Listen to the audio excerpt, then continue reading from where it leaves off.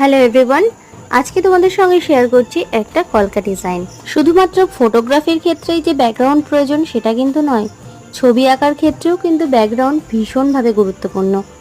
যে কোনো ডিজাইন বা ছবি কতটা দেখতে সুন্দর লাগবে সেটা ডিপেন্ড করে ছবিটার সঙ্গে তার ব্যাকগ্রাউন্ডটা কতটা সামঞ্জস্যপূর্ণ সেটার উপরে।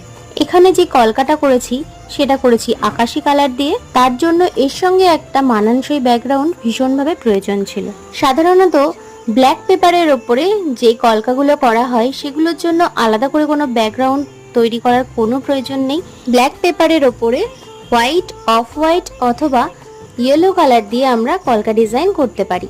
যেহেতু আমি এই ধরনের একটা কালার চুজ করেছিলাম আর কাজটা ছিল একটুখানি এক্সপেরিমেন্টাল, সেই জন্য ব্যাকগ্রাউন্ডটা একটু আকর্ষণীয় হওয়া প্রয়োজন ছিল। কিন্তু রং করতে গিয়ে বুঝলাম পেপারটা ভীষণ বাজে, ব্যাকগ্রাউন্ডটা মোটেই মনের মতো হয়নি।